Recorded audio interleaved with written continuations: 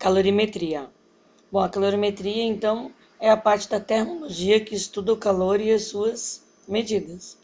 As unidades de medidas utilizadas para a calorimetria, no que diz respeito à quantidade de calor, né, é a caloria, que é a mais utilizada, e o joule. O joule, então, é a unidade do Sistema Internacional de Unidades, né? E uma caloria corresponde a 4,18 joules. A gente utiliza também a quilocaloria, que nada mais é do que multiplicar ali por 1000, né, ou dividir por 1000, dependendo da situação, para que a gente obtenha um número mais baixo. A capacidade térmica de um corpo, que é o Czão, C maiúsculo, né, é a razão entre a quantidade de calor que o corpo troca, ganhando ou perdendo calor ali. Então, ou seja, é a variação de temperatura que ele sofre nessa troca. E a sua unidade de medida, então, vai ser calorias por cada grau Celsius, né? Então, a gente vê aqui que a expressão, né, da capacidade térmica é a razão aqui entre, né, a divisão entre a quantidade de calor, que é o Q, dividido pela variação da temperatura, tá? Vamos ver aqui a próxima, que diz assim, ó. Vamos ver um exemplo. Se dois corpos recebem 2.000 calorias e um eleva sua temperatura em 20 graus Celsius e o outro em 30 graus Celsius, então o segundo corpo possui menor capacidade térmica. Então a gente percebe que quanto mais facilidade ele tem em alterar a sua temperatura, né, menor é a sua capacidade térmica. Quanto mais dificuldade ele tem em modificar a sua temperatura, seja para cima, ou seja para baixo, ou seja, aumentar ou diminuir a sua temperatura, maior será a sua capacidade térmica. Então, a capacidade térmica está relacionada à dificuldade em mudar a sua temperatura, né? Olha outro exemplo. 200 gramas de água possuem maior capacidade térmica que 2 gramas de água. Óbvio, claro que 200 gramas de água terá mais dificuldade em mudar a temperatura do que 2 gramas de água. 11 gramas de água possuem igual capacidade térmica que 100 gramas de ferro. Claro, isso é um dado que foi calculado para que a gente soubesse que a mesma quantidade de água, quer dizer, 11 gramas de água para 100 gramas de ferro possui a mesma capacidade térmica. Mas aqui à frente a gente vai ver que foi feito esse cálculo.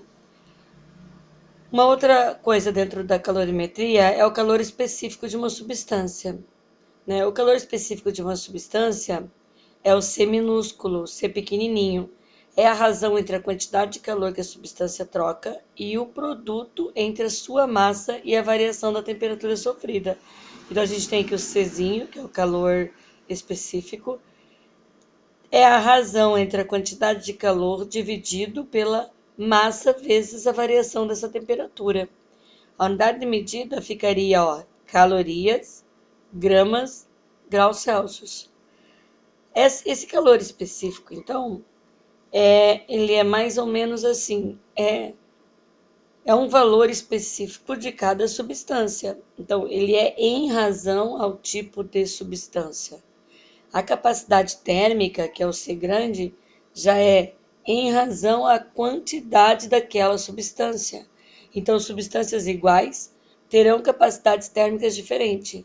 Já no calor específico, substâncias iguais terão a mesma capacidade térmica, porque capacidade térmica, na verdade, é a própria, é algo da substância, né? Então, a substância é que tem aquele calor específico, é específico da substância, que é a resistência em mudar a sua temperatura. Então, o ferro tem um calor específico diferente da água. O calor específico da água é de 1 caloria para cada grama grau Celsius, ou seja, 1 caloria para cada grama de mudança de temperatura em cada grau Celsius. Olha o exemplo. 200 gramas de água e 2 gramas de água possuem o mesmo calor específico. Então, eles vão possuir o mesmo calor específico porque é a resistência que essa substância água possui em alterar a sua velocidade, a sua temperatura, desculpa. 11 gramas de água possui igual capacidade térmica que 100 gramas de ferro. Por quê? Olha lá, ó. Vamos calcular então a capacidade térmica, né, com razão em calor específico dessa substância e sua massa, né? Então, se nós pegarmos, por exemplo, o ferro, a capacidade térmica do ferro, que é o que a gente vai calcular, a massa desse ferro, ó, 100 gramas de ferro, vezes o valor do calor específico do ferro, que aqui está sendo dado, que é 0,11. Então, o calor específico do ferro é de 0,11. Ao fazer o cálculo, nós vamos verificar que vai ser 11 calorias para cada grau Celsius. Isso vai ser a capacidade térmica do ferro, ou seja, a resistência em que o ferro tem em mudar a sua temperatura. Isso para 100 gramas de ferro. A água. A água, capacidade térmica então para a água, a quantidade de água, a massa de água é de 11 gramas. E o calor específico da água vale 1.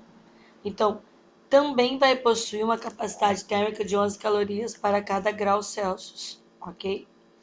Então, a diferença entre calor específico e capacidade térmica é que a capacidade térmica é em razão da quantidade, né? Então, eu tenho um copo de água e uma piscina cheia d'água. Um copo d'água tem uma capacidade térmica menor do que uma piscina de água, porque eu vou ter muito mais dificuldade para aquecer ou para modificar a temperatura de uma piscina cheia de água, do que de um copo cheio d'água. Já o calor específico é a resistência que uma substância tem em modificar a sua temperatura. Então, a água tem a sua resistência em modificar a sua temperatura, calor específico da água. O ferro tem a sua resistência em mudar a sua temperatura, calor específico do ferro. A equação fundamental da calorimetria traz, então, a quantidade de calor, né, pela massa, vezes o calor específico, vezes a variação da temperatura. Essa quantidade de calor da equação fundamental da calorimetria, que a gente pode chamar de Q macete, né, é também chamado de calor sensível. Então, esse Q aqui e também é chamado então de calor sensível. Olha os exemplos. Qual a quantidade de calor necessária para elevar de 20 graus para 100 graus a temperatura de 200 gramas de água? Para fazer este cálculo, nós tiramos os dados. Massa, 200 gramas de massa, que é o que está sendo pedido no exercício. Temperatura inicial, ele está inicialmente a 20 graus e vai aumentar para 100. Qual é a variação da temperatura, então? De 20 para 100, então ele irá variar em 80 graus Celsius. Na equação fundamental da calorimetria, Q, que é a quantidade de calor, que é o que ele quer descobrir, ó, qual é a quantidade de calor. M é a massa, são os 200 gramas. Calor específico é o da água. O valor do calor específico da água todos nós devemos saber, decore salteado, que é 1 caloria por cada graus Celsius. E a variação da temperatura ele deu, que é para variar de 20 para 100, então 80. Tá? Fazendo os cálculos, 20 vezes 1 vezes 80, então vai resultar em 1.600 calorias. Se dividirmos por 1.000, teremos uma unidade de quilocal, então 16 quilocals. Outro exemplo, um objeto a 20 graus de capacidade térmica, ó, quer dizer, um objeto a 20 graus Celsius de capacidade térmica a 40 calorias para cada grau Celsius, rebaixa sua temperatura para 8 graus Celsius. Então, esse objeto tem uma temperatura inicial de 20 graus Celsius e vai baixar para para 0 graus Celsius. Ele está perguntando qual a quantidade de calor, ou seja, o Q, retirada do objeto. Quando a caloria é retirada, esse resultado tem que dar negativo, né? Então, nós vamos ter uma quantidade de calor negativo representando que essa quantidade de calor ela foi retirada do objeto, tá ok? Então, vamos ver lá os dados. A temperatura inicial é 20, a final vai ser 0 graus, né? E a capacidade térmica de cada 40 calorias para cada grau Celsius.